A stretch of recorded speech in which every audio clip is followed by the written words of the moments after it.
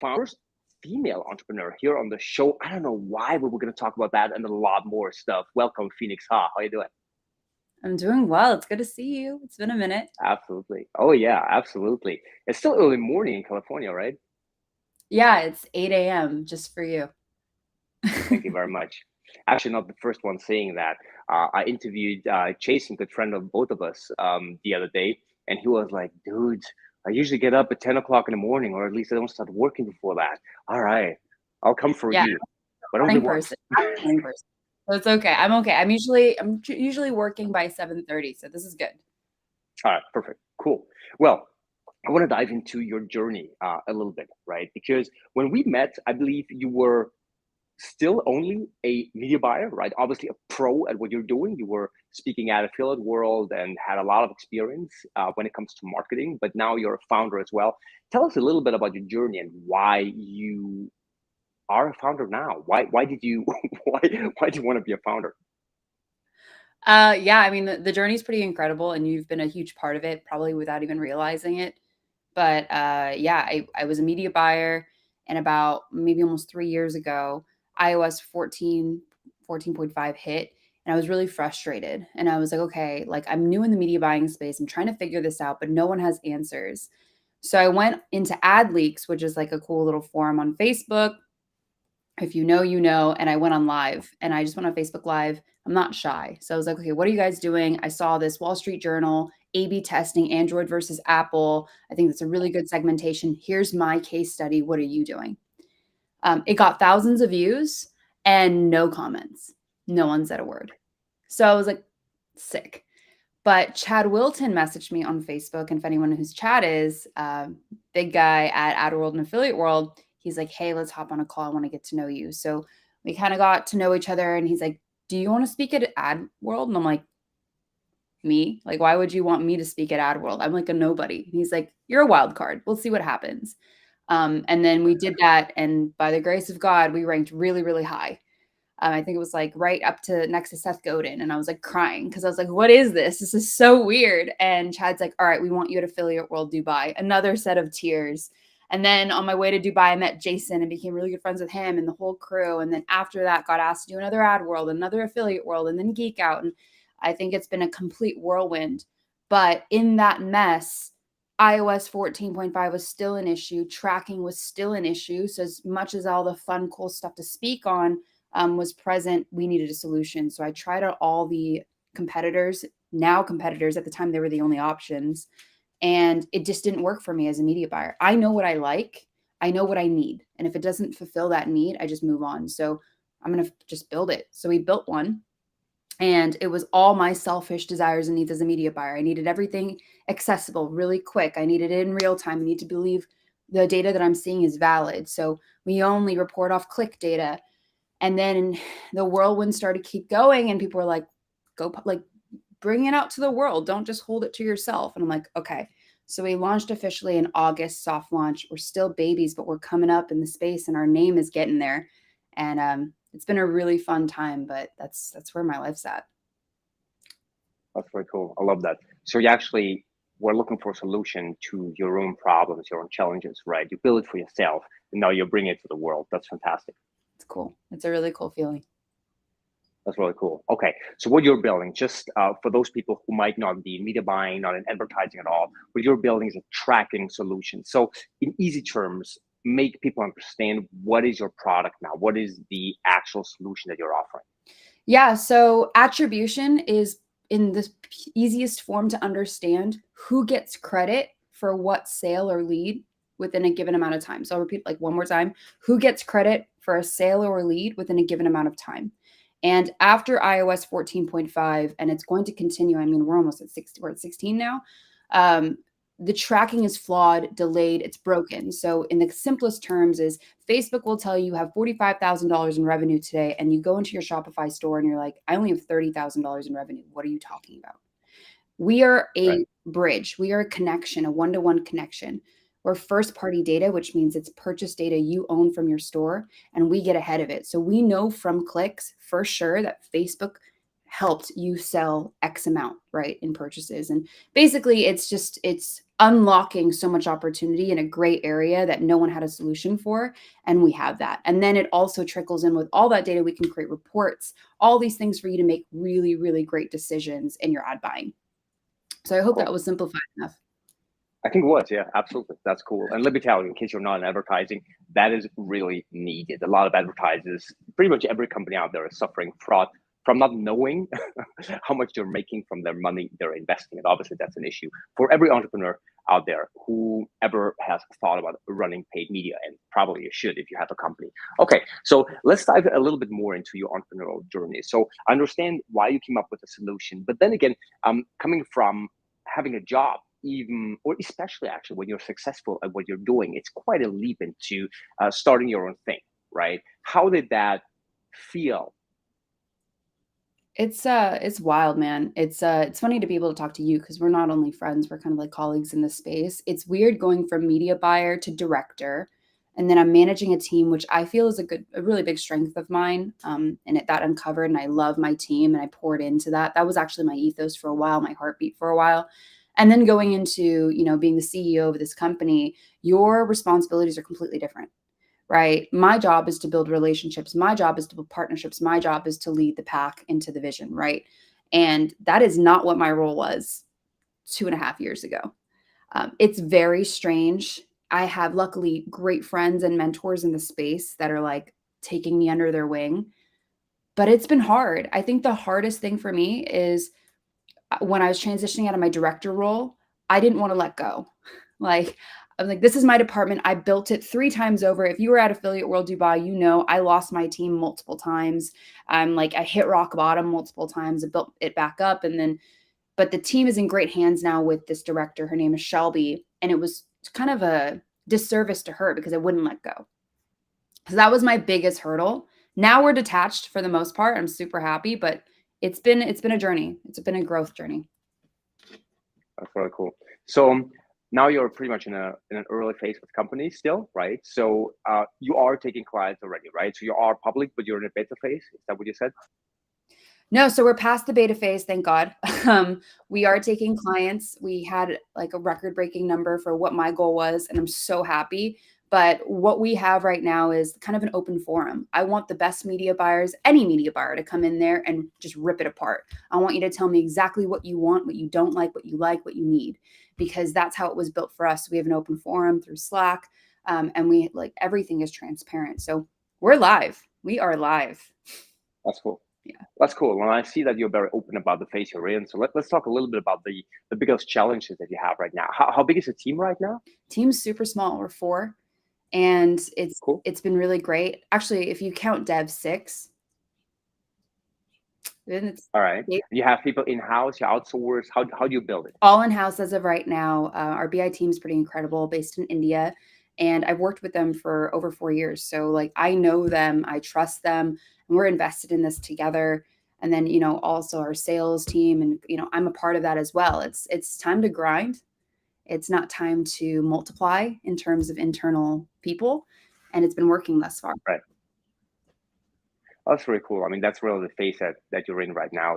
You have to grind, right? There's no other way. Everybody who's saying that you can build something major without grinding, at least for a while, it's probably doing a disservice, right? You got to hustle for at least the first couple of phases, right? And then you can see how differently you can build it. But that's cool. Okay. So what's the biggest milestone you're looking into? Like, how do you want to grow this? What's your vision? Share a little bit about where you're going to take this company. Yeah, my goal is to be an agency friendly and media buyer friendly company. So our idea, or what our ethos is as of right now, is we're a media buyers platform built by media buyers, powered by first party data. Right. So that is our thing, is we are here for the media buyer, which means anywhere from the agency level to the independent consultant media buyer. My goal right now is to create a community. It's not even just, I don't want it. It's kind of like a brand. Brand is a perfect example. You have a product and you have a brand. I'm aiming for brand. I'm not aiming for just product. So this is just the beginning, and what we can metamorphosize into later. The roadmap is pretty incredible. But I want people who align with myself and people like yourself to come onto the platform and go, shit, this is amazing. I love this. It actually works. And then let me talk to other media buyers in the space using it and geek out, right? That's my goal. And then over time, I want it to roll up and become something much bigger. Well, that's what What's I the big? foresee. Sorry, go ahead. No, what was that? No, you said that you want to go somewhere bigger. What's the bigger then? Like I said, community. Community is really big, but I want it to become an area, it's like a forum. Not only is it a forum, but I want to be able to give you tools AI wise. I want to be able to build something bigger. I wouldn't say like conferences or anything like that, but little niche networks within the platform.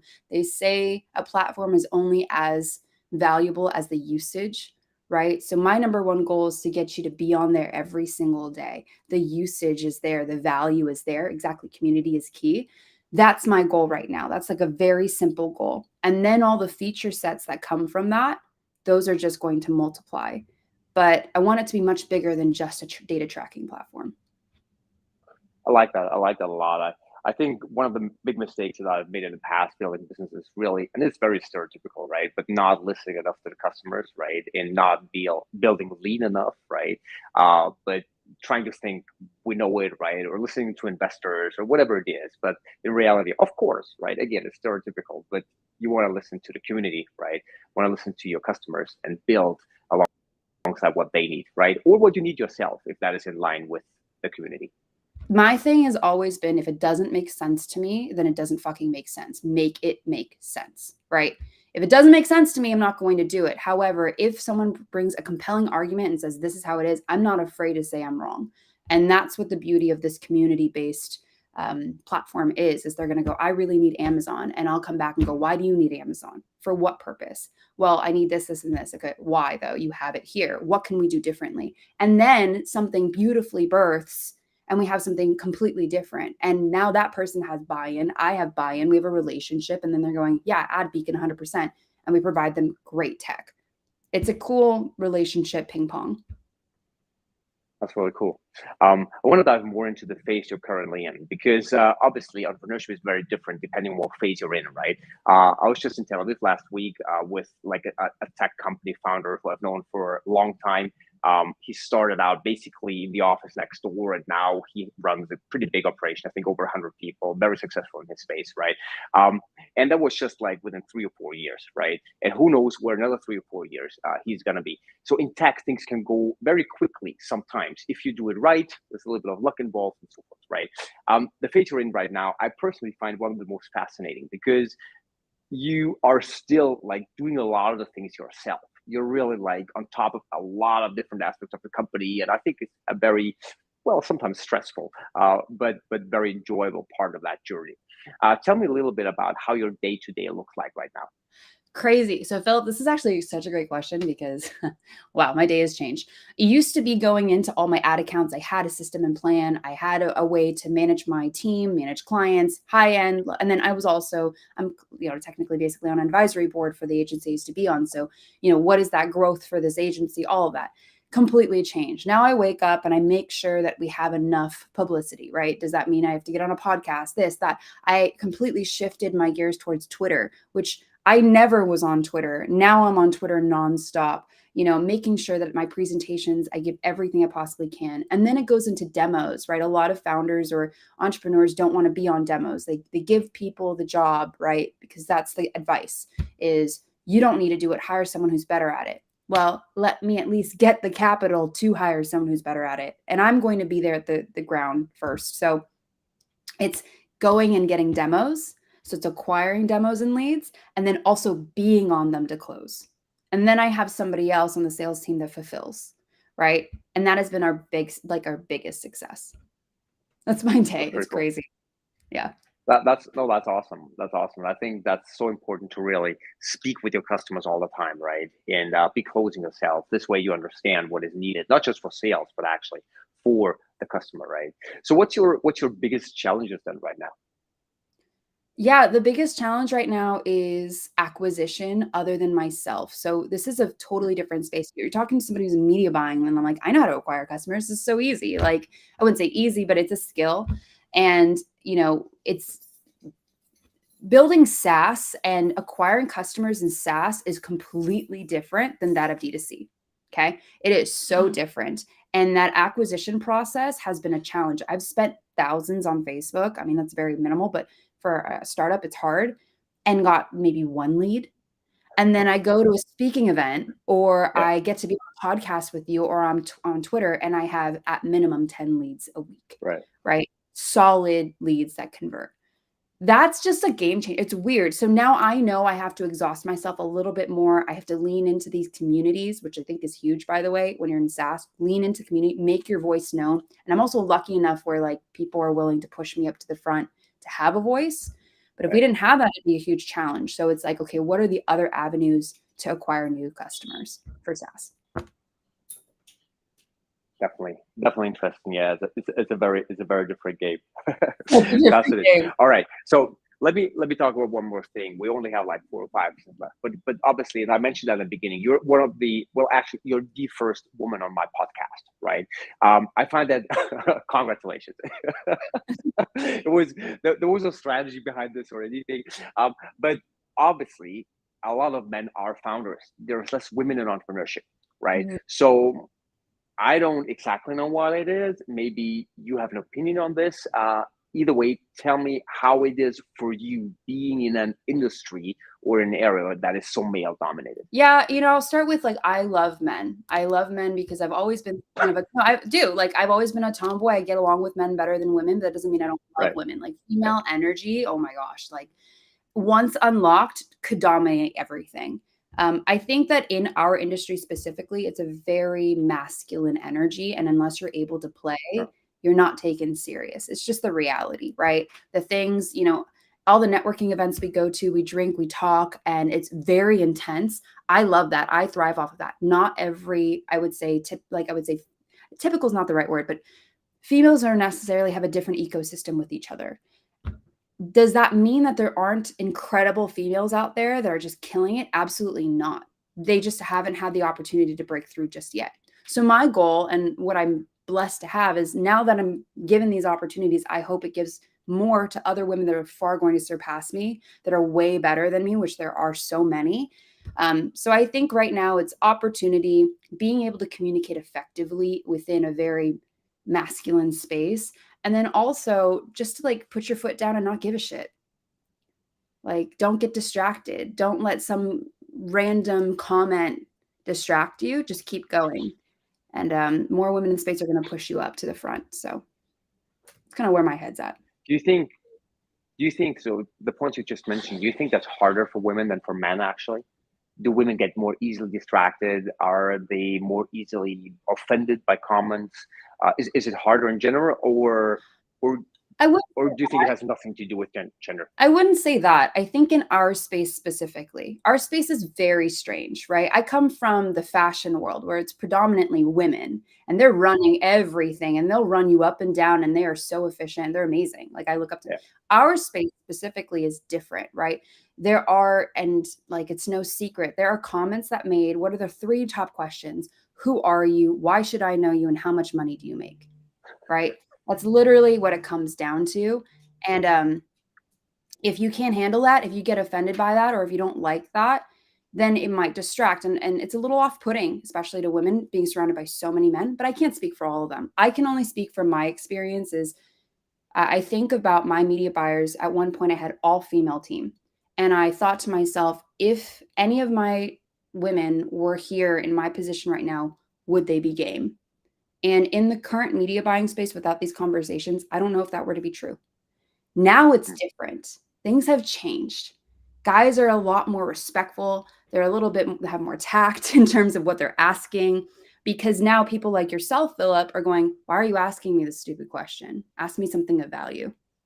Right? Ask me about how I got to where I am. Don't ask me where I am right now. If that makes sense. It does. Very powerful. Thank you. All right. I think we have time for one more question. So let me ask you about the number one thing. Yeah, let me ask you about the number one thing that you recommend to founders who want to get started. You being a more recent founder, you go through the first stages right now.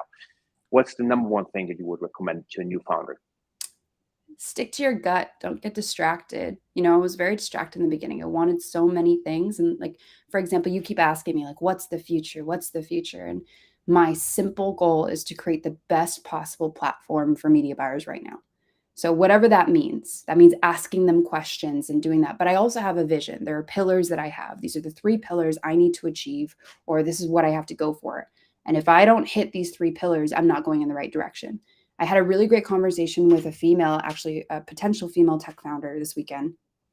And she's talking to me about her idea. And I had to be brutal with her. I was like, look, you lost me after the 3rd goal, right? I'm very distracted now. If you would have told me that this is what you do, I'm like sold 110%. But you keep saying you want to do this, you want to do this, you want to do this. Keep those cards close until you build them. And I think not getting distracted, staying focused, and only letting out what you really want to let out is so important, because it could always Thank you change. very much.